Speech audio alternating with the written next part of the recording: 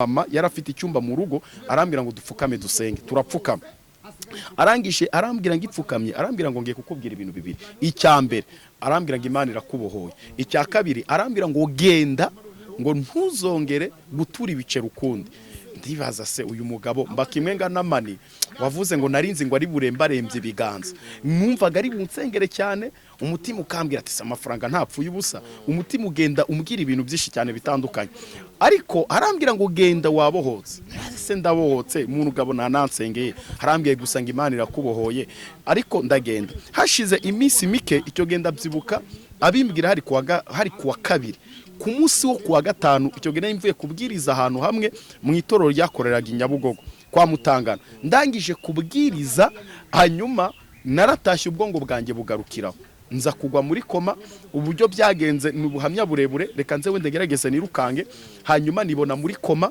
nyono naje kuva muri koma cyo ge nibona muri CHK ndi muri koma icyo turaganira nako turamusengera none muri ko kumusengera za mbaraga zivugira muri we zivuga ikirundi ziravuga ngo ariko wowe urimo uradusenya kandi urimo uraturenganya kubera ko se niwe wabikoze ise yaraje aza kuza afite ikibazo cy'urubyaro twumvikana ko turamuha urubyaro ariko ko tuzafatira abana b'urubyaro ari bubone mu yandi magambo ko tuzafatira ku mwuzukuru wiwe mu yandi magambo rero umumama amaze kuva nibwo namubajije neza nawe nsanga ayo makuru ntabwo yarayazi dutumiza nyina we yarakimufite turamubaza dusanga bashakanye na se nyina yashakanye nyine na se hanyuma kubyara biratinda bimaze gutinda uwo mugabo araguza mu Rwanda biranga hanyuma biba ngombwa ko ajya mu Burundi ageze mu Burundi abarundi baramubwira baramuragurira baramubwira ati twebwe tuge kubikora ubyara umwana ati kandi uzabyara umukobwa atari ko umukobwa umenye yuko uzaba umudushingiye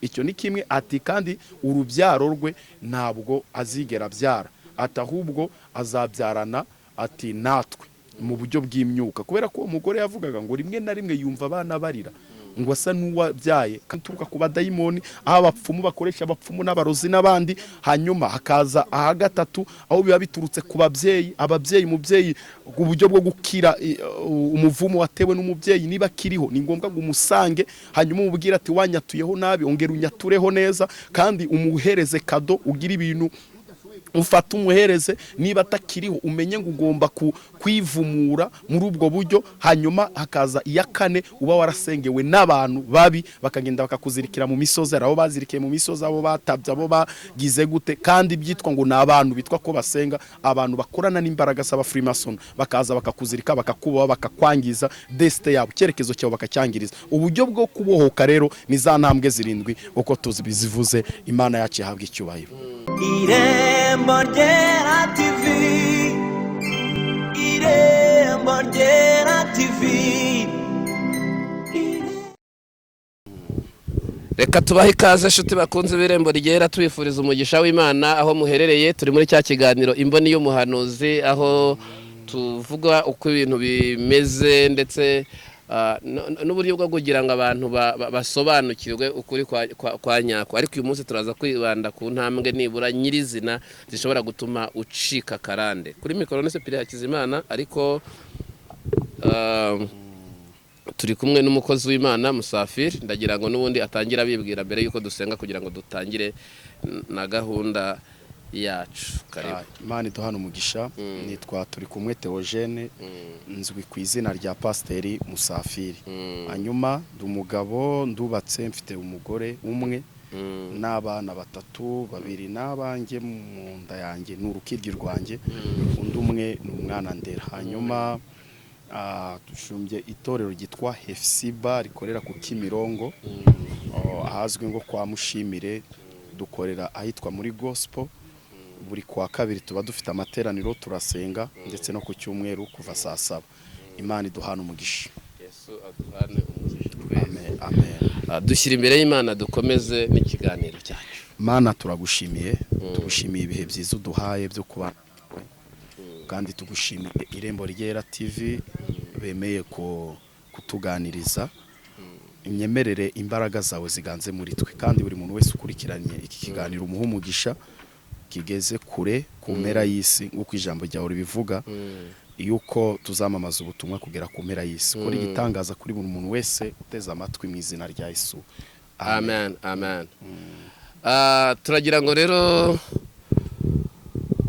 tubwire amakuru meza ute rero mushumba. Turashima Imana. Intama urabona ziri kujya mu bwami bw'Imana. Ya gake turabona Imana igenda ikora. Yesu bamubajije iyo politike baramubaza ati hese abari kujya mu ijuru barangana iki? Uzi ukuntu yabashubije? Yaravuze ngo nimugire umwete wo kwinjira mu irembo rifunganye. Amen. Ntago yigeze ababwira ngo ni 50% ngo binjira oya. Yarabwira ati wowe gira umwete wo kwinjira mu irembo rifunganye. Amen. Narishatse kuvuga ko ubwami bw'Imana buri mu kazi kabwo kandi tunabukurikiye kandi tunabubamo. Uyu munsi turashaka kuvuga mu mboni y'umuhanuzi intambwe zagufasha kubohoka. Intambwe zagufasha kubohoka. Imana ishimwe cyane. Kwinjirira muri uwo mujyo. Intambwe zagufasha kubohoka. Hanyuma reka tumanze tubwira abantu ko ubwabyo kugira ngo ubohoke intambwe ya mbere ni ukumanza kwemera kuboshya. Ari abantu benshi niyo ntambwe ya mbere. Ari abantu benshi abazi ko ataboshye cyane cyane ko buriya tubohwa n'ibintu byinshi bitandukanye kandi umuntu wari wo wese ababoshye ku rwe ruhande rwe ababoshye. Ari ijambo tujya tuvuga ngo abizeye Yesu ngo ntateka bazacirwaho. Hanyuma ibi bintu nitumenye kubitandukanya n'ikintu bita kubohwa. Umuntu wari we wese ashobora kuba urugero nk'umugabo bita Abrahamu yari umwizera. Hanyuma ari byo bintu nashaka kuvuga. Buriya isano y'amaraso umuntu ashobora kuza akakwagudopta ariko ntabwo biba bikuyeho isano y'amaraso. Ashobora kugufata neza akagufata nk'umwana we bikagenda neza ariko ntabwo biba bikuyeho iyo wakomotse niyo waturutse. Hari ADN yo mu maraso ibikugendagendamo kandi bitewe n'amasezerano baso wanyu baba baragiranye n'izo mbaraga. Ibyo bituma bigenda rimwe na rimwe bikwafigita. Natangago urugero ari umumama w'umunyarwandakazi yigeze aza arambwira ngo mfite ikibazo cyo kutabyara. Arambwira ngo dusenge ngo kubera ko ngwana hose asenze ngo aramubwira ngo baramuroze atari ko nta muntu umusengera ngo ibyo bamuroze bimuvemo abyare. None ndibaza se ni bande bagusengera kubwira ko warozwa? Ati nabahanuzi bose babimbwira. Aramubwira noneho rero ntabwo ngendera ku by'abahanuzi bakubwiye, reka nge nawe dusenge hanyuma ikimana itubwira nicyo turi bukore. Turasenga mbwira Imana ati Imana gira ikintu mbwira. Imana ntiyambwira ahubwo abadayimoni abari bo bavuga. Abadayimoni bavugira muri we nabazimu bavugiye muri we barangije bavuga ikirundi kandi uwo mumama mu by'ukuri ntazi n'inzira igana mu Burundi. Aburundi ntabuzi ntazi n'inzira iganayo ntiyize ntiyagize ate n'igiswahili ntakizi ntazi mbese muri make ntiyize n'umuntu uraho ngaho. Hanyuma turaganira nako turamusengera. None muri ko kumusengera za mbaraga zivugira muri we zivuga ikirundi ziravuga ngo ariko wowe urimo uradusenya kandi urimo uraturenganya kubera ko se niwe wabikoze. Ise yaraje aza kuza afite ikibazo cy'urubyaro twumvikana ko turamuha urubyaro ariko ko tuzafatira abana b'urubyaro ari bubone. Mu yandi magambo ko tuzafatira ku mwuzukuru wiwe. Mu yandi magambo rero umumama amaze kuva nibwo namubajije neza nawe nsanga ayo makuru ntabwo yarayazi. Dutumiza nyina we yarakimufite turamubaza dusanga bashakanye na se. Nyina yashakanye nyine na se hanyuma kubyara biratinda. Bimaze gutinda uwo mugabo araguza mu Rwanda biranga. Hanyuma biba ngombwa ko ajya mu Burundi. Ageze mu Burundi abarundi baramubwira baramuragurira baramubwira ati twebwe tuge kubikora ubyara umwana ati kandi uzabyara umukobwa atari ko umukobwa umenye yuko uzaba umudushingiye. Icyo ni kimwe ati kandi urubyaro rwe ntabwo azigera byara atahubwo azabyarana ati natwe mu buryo bw'imyuka kubera ko umugore yavugaga ngo rimwe na rimwe yumva abana barira ngo asa n'uwabyaye kandi nta bana afite mu by'ukuri. No ugasanga ni umurokore agira n'imico myiza. Sindabona umuntu wagiraga imico nk'uwo muntu. Ni umurokore usenga wiyiriza ubana n'Imana ariko kubyara byaranze bidaturutse ku barozi ahubwo biturutse ku masezerano se yagiranye n'izo mbaraga n'iyo myuka. Hanyuma nyina niwe watubwiye ayo makuru y'ukuntu se yagiye kuraguza mu Burundi. Umugore we ntazi n'inzira igana mu Burundi. Imbaraga zamuvugiyemo zari imbaraga z'ikirundi. Baravuga ngo urabona ngo twebwe baravuga ngo rero ngo urimo uraturenganya bavuga ikirundi kimwe cya vrai cyo muri Cibitoki cyakindi cyo mu ntara kabisa baravuga ngo twebwe gucya na gucya na gucya twamugize gucya na gucya ndwana n'imyuka 6 yari iri muri uwo mugore barangije baramubwira ngo ariko nubwo turwanyije ngo ntabwo tumaze ngo kubera ko ntabwo araha gusa twamukoreye imihango ngo ahubwo ngo no muri Tanzania ngo naho twageze ngo kerekana aho nujyayo none turasenga uko twakomeza gusenga wa mugore yongera avuga nanone mu giswahili cy'igitized aravuga imbaraga zamuvugiragamo zimubwira ko bamukoreye imihanzo kandi ko badashaka kumurekura bitewe nuko ari amasezerano yagiranye ise we umubyara yagiranye nabo hari inka yatanzeyo hari ibitambo yatanzeyo hari ibintu byinshi yatanzeyo kugira ngo umwana we amubone ariko bafatira wabuzukuru kuvuga ngo nta kubyara guhari kuri we kubera ko se yarangije kumutanga ng'igitambo mu buryo bw'izo mbaraga rero ugasanga rimwe na rimwe umuryango bayeho ntubyara cyangwa se bayeho mu makimbirane cyangwa se bafite ibintu ariko usanga bikomeza bibagora ugasanga hari imbaraga zo mu miryango y'iwabo twagiraga karande ebyiri wacu iwacu twavugaga turi abanyabwenge benshi bakomeye cyane bwari ubwenge busa naho ari kavukira ari karemano ariko kugira ngo umwana w'iwacu azigagere kure cyari ikibazo iyo yigaga yahuraga n'ibintu bituma adakomeza ishuri kandi yarazi ubwenge ukibaza se kubera ko umwana adakomeje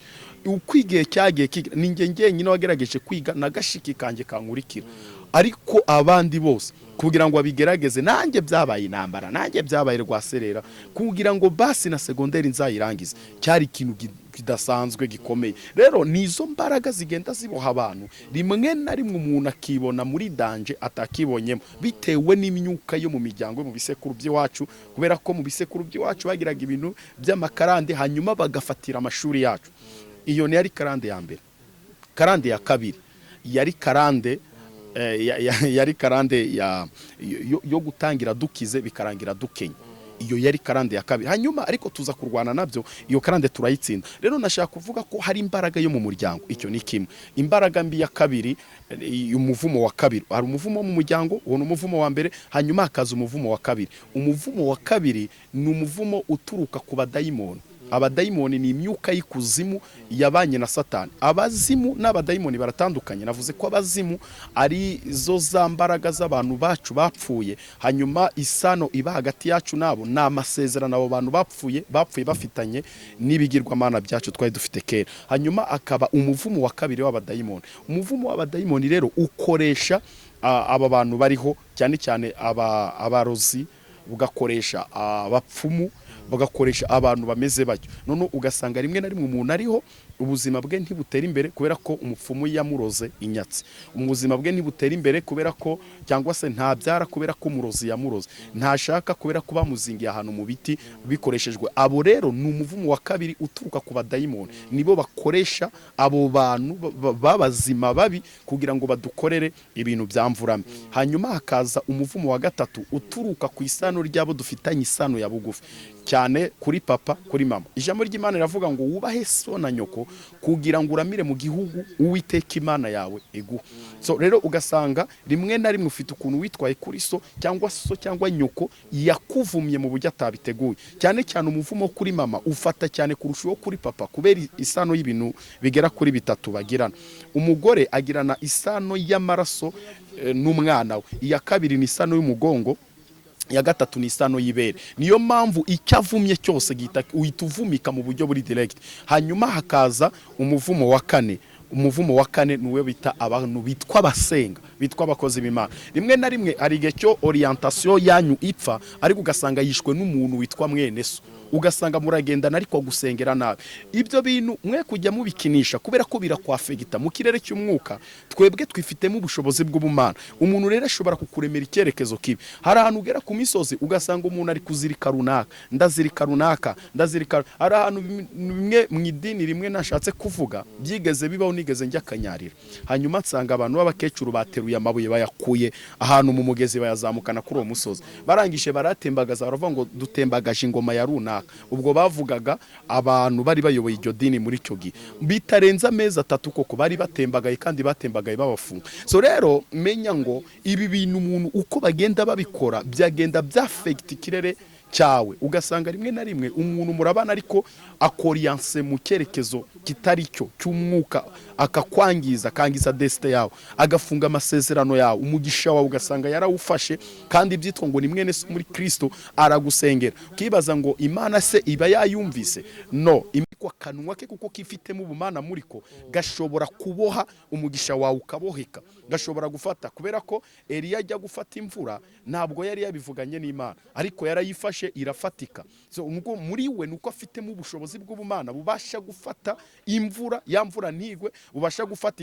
ikime nikigwe so izo mbaraga zifite muri we niba rero izo mbaraga zifite ubwo bubasha nabwo arabufite rero uwo muntu ntushobora twavuze rimwe na rimwe mu kiganiro twakoze cy'abantu bitwa ba Illuminati abantu bitwa abakozi b'Imana ariko ugasanga bakorana n'izindi mbaraga abo bantu rero aragufata koriyanta icyerekezo cyawe mu cyerekezo kitari ugasanga uwo mwuka ukugendaho ni umuvumo wa kane umwisi umukozi w'Imana ariko afashe ikirere cyawe afashe umugisha wawe afashe ubuzima bwawe gutera imbere kwawe biranze ibyakundaga bitangiye kwangirika opportunity zawe zirapfuye menya ngo ni umuvumo wo mu buryo bwa kane uburyo bwo kuwukira rero nibwo tugiye kuvuga ikintu cya mbere bwo gukira uwo muvumo bwo gukira ibyo bintu rero nabundi ubwa mbere kugira ngo ukire biragusaba kumanza kwemera kuboshye kuko hari abantu benshi ubwira ko aboshye ntabyumva bamubwira ati nyamara uraboshye terekada ati ngenda senga urabona nyamara ufite ikibazo ati oya akakwereka ko nta kibazo afite ariko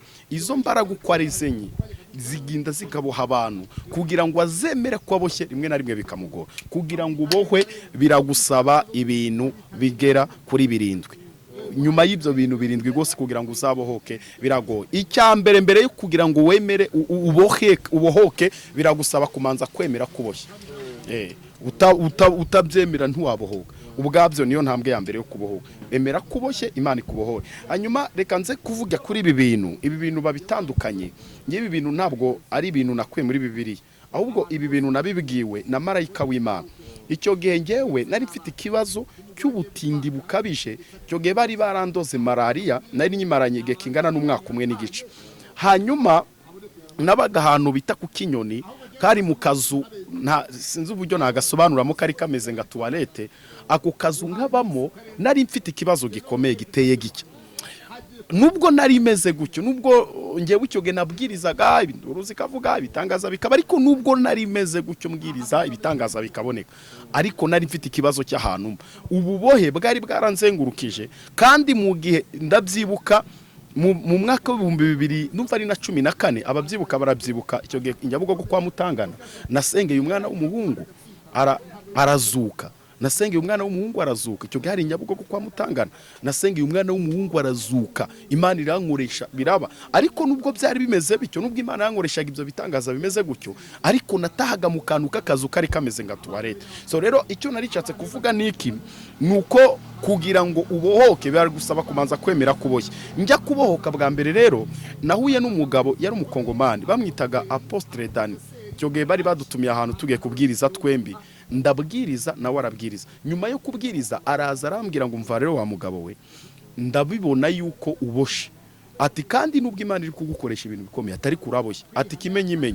ati wowe ndabizi neza ko utakwemera kunjyana aho utuye kandi koko kwari ukuri Imana irimo irankoresha ibitangaza birimo biraba urabona ko ibintu byakoretse imbere y'abantu urambona ng'igitangaza ariko aho naha ni ikibazo arambira ngo uraboshye kandi uboshwe n'ibintu by'ubutindi byo mu muryango w'iwanyu kugira ngo ubohoke nuko uzanshaka ngo dusenge hanyuma mbwira ikintu gikomeye abantu mungurikirane muze kunyumva neza kandi ntimunyumve muri sense iri negative ahubwo munyumve muri sense iri positive yarambwiye ngo abakongomani dukunda inyama rero genda ushaka ihene ngo y'ibihumbi 35 icyo gihe nari maze amezi 7 ntishyura inzu mbamo kandi ubwo inzu nayishyuraga ibihumbi 10 urumva ni ibihumbi 70 umuntu wabuze ibihumbi 70 ni gute ndi bubone ibihumbi 35 arambwira ngo genda ubishaka ndambwira se mushuba ko ntayabona ntabwo wansengera arambwira ngo no genda ushake ihene ibihumbi 35.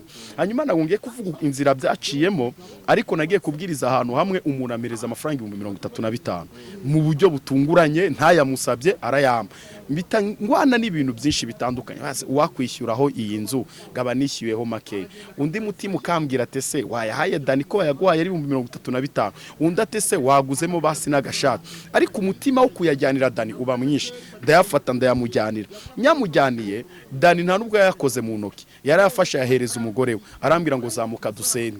Turagenda tujya ahantu mu cyumba cy'umumama, yari afite icyumba mu rugo, arambwira ngo dupfukame dusenge. Turapfukama, arangije arambwira ngo ipfukamye, arambwira ngo ngiye kukubwira ibintu bibiri. Icyambere arambwira ngo Imana irakubohoye, icya kabiri arambwira ngo genda, ngo ntuzongere gutura ibice rukundi.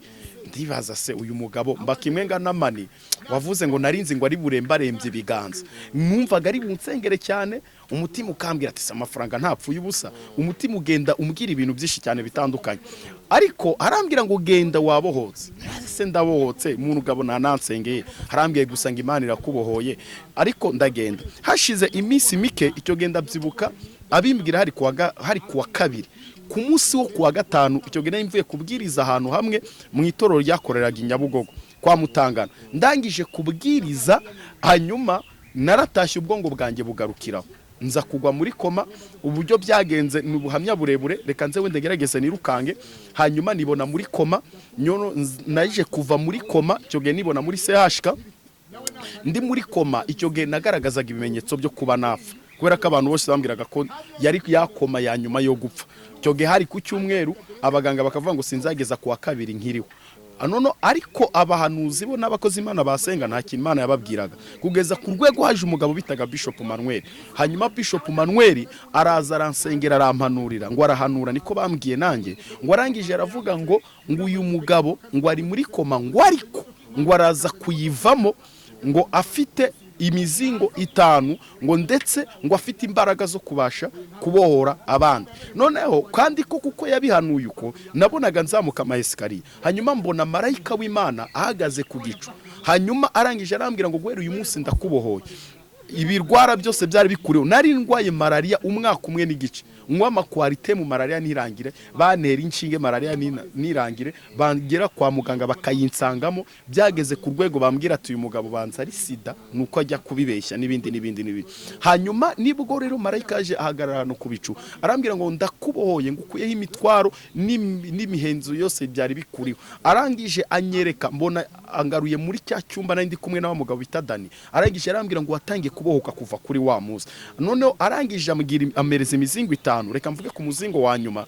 Amereza umuzingo wa nyuma wavugaga uboneka muri Yeremiya ibice 44, aravuga ngo noneho rero uyu munsi ndakubohoye, ngukuyeho iminyuru, imigozi yari kuboshye. Arangije arambwira ngo kuva uyu munsi urabohotse, genda ubohora abandi. Hanyuma nibwo yambwiye ngo dore intambwe 7 zo kubohoka nifuza kugira ngo byumve. Iya mbere nibwo yambwiye ngo nukumanza kwemera kuboshye. Buri kintu cyose yakimbwiye ibintu byinshi, ariko ntago mbivuga byose uko bwakwira bugake. Icya mbere yambwiye ngo genda ndakubohoye, ariko intambwe ya mbere yo kubohoka nukumanza kwemera kuboshye. Iya kabiri arambwira ngo nukwizera Kristo. Wizera Kristo niyo ntambwe ya mbere ya kabiri yo kubohoka. Wizera Kristo rero birimo ibintu bitandukanye. Ari gihe cyo tugira ngo bya bindi tugenda ngo uramwizeye, yego ndamwizeye. Paulo yaravuze ngo singi uriho, ahubwo ni Kristo uriho muri. Nukuba ari wa muntu utakiri wowe, ahubwo ari Kristo uriho muri wowe. Iyo ni intambwe ya kabiri yo kubohoka. Intambwe ya gatatu yo kubohoka ni ukwemera kwezwa n'amaraso ye. Reka nze mvuge iki kintu, nabwo abantu bazarimbuzwa nuko bakoze ibyaha, abantu bazarimbuzwa nuko banze imbabazi z'Imana. Ibyaha nta muntu wabirushaga Dawidi, ariko Dawidi yagiriwe imbabazi kugera ku rwego rw'ubwami. Rero ntabwo abantu bazarimbuzwa nuko bakoze ibyaha, ahubwo bazarimbuzwa nuko banze imbabazi z'Imana. Rero amaraso ya Kristo agerageza kunsobanura uburyo bwo kwezwa n'amaraso ya Kristo mu rwego rwagutse.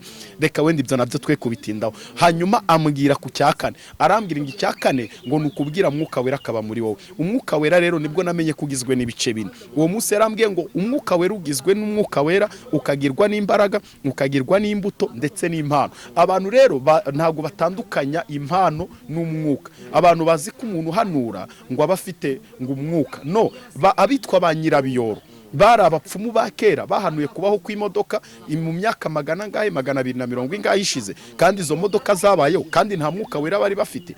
Bahanuye kuza kw'abazungu nyamara nta mwuka wera bari bafite, ariko barabihanuye birasohora. Rero kugira impano no kugira umwuka ni ibintu bibiri bitandukanye. Hanyuma yansobanuriye umwuka, akamaro k'umwuka. Bibiliya avuga ngo umwuka naza azabemeza iby'ibyaha byanyu, kandi umwuka wera si imbaraga. Bibiliya avuga ngo cyakora muzahabwa imbaraga, umwuka wera nabamanukira. Niyo mpamvu rimwe na rimwe umuntu warangije, ubundi umuntu wese warangije kwizera Kristo umwami n'umukiza w'ubugingo bwe ahita agabirwa impano y'umwuka wera.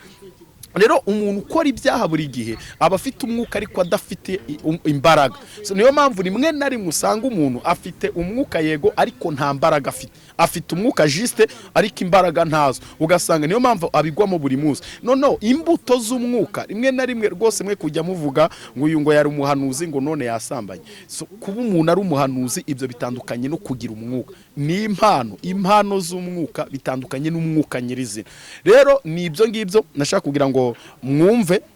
Icyakane ni ugusaba umwuka wera akaba muri wo. Ntabwo nabyo nabivugaho bwakwira bugacya, ariko buri kintu cyose yansobanura umwuka ku buryo ugizwe n'ibice 4. Hanyuma icya gatanu yambwiye ni ururimi rwawe. Bibiliya avuga ngo umuntu ukunda ururimi azatungwa n'ibyo ruzana. Ururimi rwawe kwatuza akanwa kawe. Umugabo bita Dawidi yari mu gihe cyo gupfa, nibimwica byari bihari, ariko aravuga ngo sinzapfa ahubwo nzarama. Igihe cyose wiyatuyeho kutabaho ntuzabaho, igihe cyose wiyatuyeho gupfa uzapfa, igihe cyose utiyatuyeho ubuzima umenya ngo bizakurangirira. Rero kumenya ururimi rwawe, kumenya kurukoresha, ukatura ibyiza. Niba umuntu yaravuze ngo sinzapfa nabi, wowe ukatura kuzapfa neza. Niba umuntu yaravuze ngo ntacyo uzimare, wowe ukatura kuzigira icyo wimarira. Ikintu cya gatanu gishobora gutuma ubohoka ni ukumenya gukoresha ururimi rwawe. Usanga rimwe na rimwe abana baturaho wagicucu, menya ngo urwo rurimi rwawe urimo urabamremera ubucucu kandi bwa bucucu bari badafite. Ururimi rwawe ni ikintu gikomeye ukwiye gukoresha, ukagikoresha neza kugira ngo wature ikintu kinini, ikintu kigari, ikintu kiremereye mu buzima bwawe. Ni watura gukira uzakira, ni watura ubushobozi uzabugira, ni watura ubutunzi uzabugira, ni watura agakiza mu rugo rwawe, agakiza kazazamo. Uko rero ubaho watura ibibi, menya ngo ni nako za mbaraga ziza zikurira kuri kakanwa kawe, kubera ko wewe urakanwa k'ubumana. Dawidi yaravuze ngo umwana w'umuntu niki kumwitaho, aravuga ngo umwana w'umuntu niki kumugenderera, wenze kumugira nk'Imana habura dafashijwe.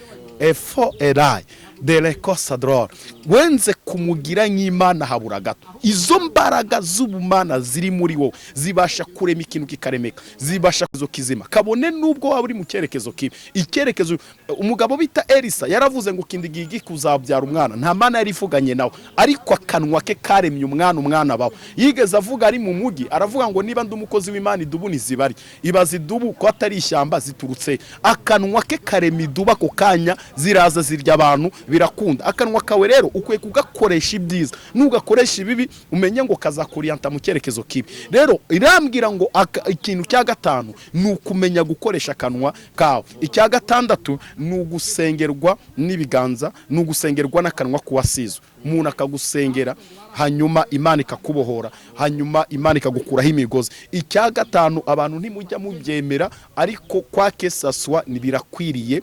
Ntabwo mvuze ngo uzarinzanira uzarijyanira undi muntu, ariko menya ngo ikintu bita ituro, kubera ko ibyo bintu byose kugira ngo ubohwe hari ibitambo runaka uba waratanzweho, hari ibintu uba waratanzweho, hari ibitambo runaka biba bikuriho. Rero kugira ngo ubohoke uko byagenda kose, nanjye singubwiye kugira ngo mbohoke kandi nari umukozi w'Imana, narabaye umuhanuzi mfite imyaka 7, kugira ngo mbohoke byasabye ko ntanga kugira ngo nanjye mbohoke, kandi natanze ntafite. So rero kugira ngo uve muri izi mbaraga za karande hari ibyo bigusaba. Ituro ryo gukurazaho ibintu byose bagiye bakwatura, nuvuga ngo bananze y'inka, bananze y'amaka, bananze y'amahene, bananze y'ibiki, ibyo bintu byose warangiza ukavuga ngo nshingiye ko bagiye bakora ibi bintu, ibyo bankoze ntazi. Nta murozi ntabwo ushobora kujya mu bapfumu ngo ugende gutyo gusa hanyuma ngo no. Uko byagenda kose hari ibiguzi bitangwa ku bapfumu. Ibyo biguzi rero byose biba bikwiye kubigaruza ukabihereza iryo turo ukarihereza umuwasizwe yarangiza akagusengera akagukura muri izo mbaraga kandi ukagendera kuri izo principe zose uko ari zirindwi Imana ikabohora umutima wawe Imana ikakuzana Imana ikagukomeza rero izo nizo ntambwe zirindwi ushobora gutera kugira ngo uve muri karande muve muri iyo myuka yo mu miryango izo ya mivumo ine twavuze harimo imivumo y'abazimu ariyo ya myuka y'amakarande n'ibiki zituruka mu miryango bitewe n'amasezerano baba baragiranye n'ibigirwamana iyo ni intambwe ya mbere intambwe ya kabiri ni umuvumo wa mbere umuvumo wa kabiri nuturuka ku badayimoni aho abapfumu bakoresha abapfumu n'abarozi n'abandi hanyuma hakaza aha gatatu aho biba biturutse ku ababyeyi umubyeyi uburyo bwo gukira umuvumo watewe n'umubyeyi niba kiriho ni ngombwa ngo umusange hanyuma umubwira ati wanyatuyeho nabi ongera unyatureho neza kandi umuhereze kado ugira ibintu ufata umuhereze niba atakiriho umenye ngo ugomba kwivumura muri ubwo buryo hanyuma hakaza iya kane uba warasengewe n'abantu babi bakagenda bakakuzirikira mu misozi abo bazirikiye mu misozi abo batabye abo bagize gute kandi byitwa ngo ni abantu bitwa ko basenga abantu bakorana n'imbaraga z'aba Freemason bakaza bakakuzirika bakakuba bakakwangiza deste yabo cyerekezo cyawe bakacyangiriza uburyo bwo kubohoka rero ni za ntambwe zirindwi uko tuzi bizivuze Imana yacu yahabwa icyubahiro abantu benshi bashobora gutangira bakavuga ati intambwe yo kwizera Yesu akavuga ati narizeye niki gituma ibintu bimbaho kwizera Yesu biguhindura kuba umwana w'Imana cyo kintu uracyumva ariko bitanyuze mu bushake bw'umugabo n'umugore ahubwo binyuze ku kwizera gusa icyo ni kimwe ariko ntabwo bikuraho isano ntabwo ibyo byakuyeho ibitambo so wanyu basogokuruza na ba nyokorome n'amasezerano bagiranye n'ibindi bigirwamana ayo masezerano agomba gucika kuko bo ntabwo bari bazi kuzizera hanyuma barangije urumva erega uyu munsi wowe hashobora kuba urwandiko rukurega uvuga ati rero twebwe tugurishije abana bacu bose turabagurishije ni urugero tuvuge ni urugero urabyaye hanyuma ariko ugize amasezerano avuga ngo abana banjye abuzukuru banjye n'abazankomokaho bazabe abacakara wenda banjye ni urugero bazaba abacakara banjye hanyuma igihe kikagera tuvuge wenda ngende company igihe kikagera nge ngaza gufata babacakara banjye ariko bagasanga wenda babantu bakorera muri leta kandi leta yacu ntabwo yemera kugira abantu abacakara avuga ati ariko amasezerano nuko ameze noneho rero icyo gikintu leta izakora izavuga ngo ibiguzi wakoze gutya na gutya n'amasezerano reka twinjire tuyesese ntabwo bazahita bavuga ngo yango ibintu birahari inyandiko zirahari mbere yo twebwe tuzinjira mu buryo bwo gusesa ayo masezerano niba hari n'ibiguzi natanze kuri wowe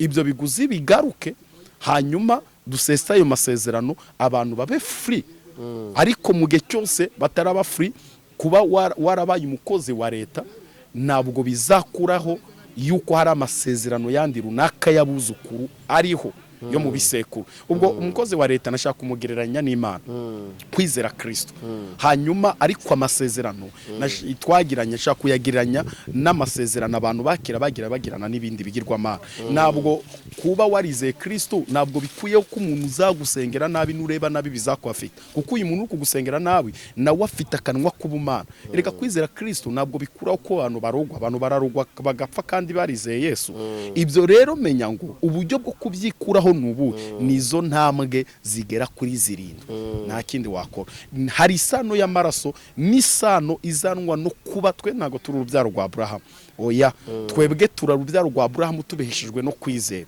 ukwizera kwacu niko tugira urubyaro rwa Abraham ariko hari abana ba Abraham bisano y'amaraso so rero icyo gisekuru cya isano y'amaraso kirabakurikirana uko byagenda kose abo mu muryango kwa Dawidi urabakurikirana n'inkota irabakurikirana kubera iki uyu munsi nkota y'Uwiteka igikurikirana abo urubyaro rwo kwa Dawidi kandi Kristo yaraje nukubera ko hari karande se y'ibintu yagiyemo yijandikamo na n'uyu munsi yo ngotera cyarabakurikirana kandi imbabazi za Yesu zihari rero urwego rwo guca iyo mwuka nuko nizo ntambwe zirindwi nta kindi ukuyeho nta kindi wongeyeho Imana yacu ihimbaza. Imbaraga z'ituro mu kuvanaho karande rero zimera zite? Imbaraga z'ituro mu kuvanaho karande, uyu mwuka w'imbaraga z'ituro kubera ko ibintu byose byakozwe nabyo biba byaratanzweho amaturo.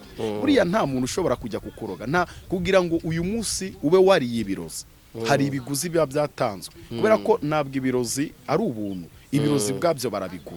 Niba ari ukugira ngo bangize desite yawe, bangize icyerekezo cyawe, umuntu arahaguruka akajya kukuroga mu Bushinwa, umuntu arahaguruka akajya kukuroga mu runaka, izo mbaraga zose yatakaje rero. Hanyuma wowe uvuguruza uwo mwuka. So abantu bashobora kutabyumva, ariko iyo ni principe iriho. Iyo ni principe iriho, ntacyo bikuraho, ni marayika wabimbwiye. Iyo ni principe iriho idafite ikibikuraho. Nanjye kugira ngo Imana ibohore umutima wawe, Imana ibohore ubuzima bwawe, ingure muri desite y'igisekuru cy'iwacu, nuko nanjye icyo kintu cyabanje kuba. Nasengewe n'umugabo w'umukongomani bamwita Apotre Dani, aransengera, kandi icyo gihe nabaga mu idini tuzi ryacu nabagamo, wenda reka ne kurivuga, ariko ryari dini n'imyumvire yanjye no kumva iyo titre yitwa Apotre byari ibintu bigoye. Ariko kuko igihe cyanjye cyo kuboka cyari kigeze, nanjye kuko nisubiyemo ndavuga kubera ko ubuzima bwanjye budatera imbere, kubera ko ibintu byanjye bigenda gutya, nanjye kuko numva umutima wanjye ukomeje kumpushinga kumushaka kugira ngo asengere. Umunsi yansengeyeho niwo munsi nanjye natangiye kubohoka, ubuzima bwanjye bugira revolution. Ariko ubusanzwe nta kwevaruwa byagiraga, Imana itangira kungira neza. Rero imbaraga z'ituro nuko zikuzaho ibitambo byose n'ibiki byose watanzwe, haba ibyuzi n'ibyo utazi,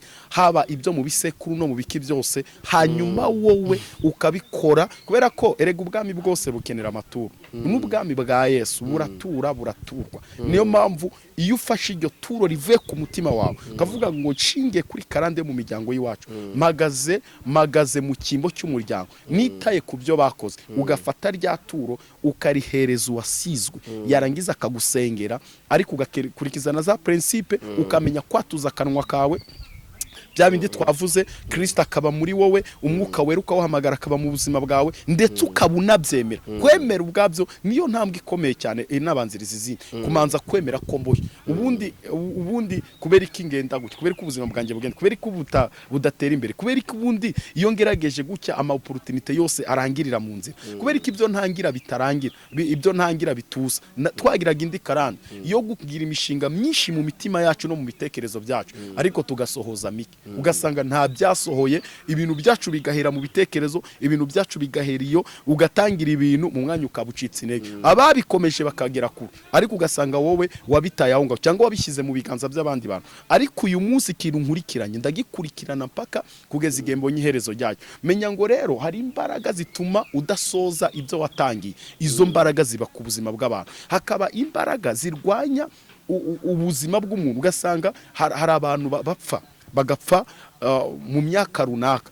Hari umuryango umwe, famiye imwe nzi, ntiwabonamo umugabo uri muramye, ni umugabo twahuye mu 2010 na kangahe na kane na 2017, mu 2017 muri iyo famiye niwe mugabo urimo, abandi bagabo bose bagiye bapfa. Hanyuma tumaze gusengana n'uwo mugabo, barambwira ati ibintu uvuze byari ukuri, ati twebwe mu muryango w'iwacu nta mugabo ubamo, umugabo wese muri iyi miryango n'umuryango w'abagande. Navuga ati muri uyu muryango n'umuryango munini, umugabo ushatse muri uyu muryango nta marakabira arapfa. Uko byagenda kose arapfa. Basogokuruza bacu, ba data wacu, bandebo nta numwe ubaho mu myaka 45, mu myaka ati waramenye myinshi ni imyaka 45. Icyo gihe umugabo duhura, icyo gihe yarafite imyaka niba ari 45, icyo gihe yahoraga hushwa n'impanuka, yahoraga gira gute. Hanyuma dufashe igihe cyo gusenga, umwuka wa karande tumaze kumucomora muri karande, uyu munsi amaze kuzuza 50 n'indi. Ubu Imana yamugire niwe muntu wenyine muri iyo famiye umaze kugira imyaka myinshi, bitewe nuko yamaze arisobanukirwa. kubera iki batarama kubera iki bigenda hari ukuntu abantu bagira ngo ni coincidence ni ibintu byahuriranye gusa ariko siko kuri ntabwo ari ibintu byahuriranye izo mbaraga zirahari zifata abantu zikababoha zikabazinga zikabasubiza hasi zikikindi kugira rero ngo ubohoke uve muri iyo miryango biragusaba gukoresha kwinjira muri izi principe ko ari zirindwi kugira ngo ubohoke Imana yacu ihimbazo abantu benshi bafite ibibazo nk'ibyo ngibyo hari n'abarara badasinziriye yego niki kintu gishobora kubuza umuntu bitotsi wenda hari igihe umuntu aburi bitotsi kubera ibibazo ariko hari n'igihe n'ibyo bibazo batabifite ariko ubuzima bwe bukaba hadasinzira ikintu rero gishobora gutuma badasinziriye ni ya mivumine swate ni umuvumo w'abazimu w'abantu bapfuye mu miryango y'iwabo bagiranye n'izo nuza bo kugira ngo bajye babuza amahoro abantu bose bazakurumuka muri icyo gisekuru umuntu akabaho yarabuze amahoro muri icyo gisekuru uwo ushobora kuba umuvumo wa mbere umuvumo wa kabiri ukaba ushobora kuba wa muvumo twavuze uturuka ku barozi ni umuvumo w'abadayimoni uturuka ku barozi cyangwa abapfumu umuntu bakaza bakafunga icyerekezo cyawe umuvumo wa gatatu ushobora kuza ukeshi w'ababyeyi ushobora kutafegita gutuma umuntu adasinzira ahubwo umuvumo wa kane ushobora gutuma abantu bagusengera nabi bakakwangiza bakavuga ati ntazagira amahoro ntazagire gute uburyo bwonyine bwo kubohoka uwo n'umwuka uboshye umuntu kaboha ibitekerezo umuntu akaba mu nzu nziza ubuzima ariko yayigeramo akayiburiramo amahoro hari ahantu twigeze tujya gusengera umuntu afite inzu nziza amafaranga arayafite ariko aravuga ati iyo ngeze muri iyi nzu mba numva nahaguruka nkirukanga ngata urugo nkirukanga ati sinzi ikibazo ati sinjye nyiryamamo ngo sinzire umugabo yabuze amahoro kugeza ku rwego twasenze n'izina rya Yesu twatura amahoro muri urwo rugo uyu munsi araryama agasinzira menya ngo rero izo mbaraga ziraza zigafata ibitekerezo byawe kandi ziraza zikagendera abuzukuru zikaza zigasura babuzukuru basegokuruza babasigiye kavuga ati ariko abuzukuru bacu babayeho bate rero kuko ari isano y'amaraso baragukurikirana bakamenya aho utuye wajya muri Amerika bagusangayo wajya muri Aziya bagusangayo wajya i Burayi bagusangayo aho waba uri hose waba warutuye mu giturage ukaza i Kigali bagusangayo imyuka aho waba uri hose kubera ko ni isano bakurikirana igisanira cy'amaraso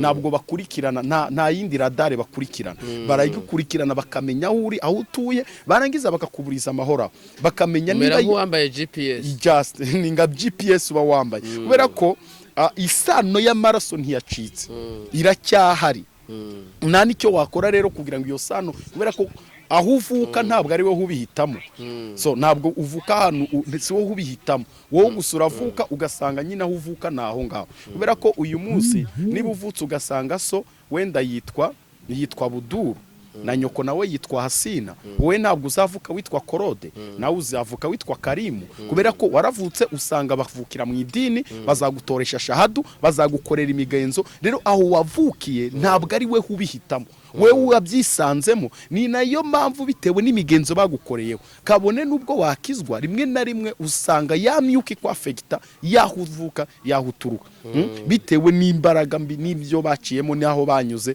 kubera ko sokuruza wacu Abraham ni umwizera ariko bitewe n'uwo mwuka uragiye wafekise n'umuhungu we Isaka nawe ni umwizera ariko wa mwuka ubwo Petero yabana na Yesu baricarana baragendana ariko kandi kubuzerote ntiyagataye wa mwuka w'ubuzerote ibaze babanye na Yesu kandi ko kugendana inkota ko bayitwaga abazerote abantu bagendanaga inkota bari abantu bashakaga impindura amatwara ku ngoma y'Abaroma wenda nawe ushaka kuvuga amateka y'abazerote naho baturutse ariko yari umuzerote yaraturukaga mu bazerote hanyuma abana na Yesu imyaka 3 n'igice ariko agendana inkota mu ikoti mu yandi magambo nubwo Yesu amubwira amagambo y'ubugingo ubwo yaravuga ngo twakuva tukajya kare ufite amagambo y'ubugingo arabizi imbaraga ziri muri Yesu uhagarika inyanja Yesu ugira gute ariko kakuka kwigisekuru cy'ubuzerote karaka cyamugendamo ko kugendana inkota ntashaka kugasiga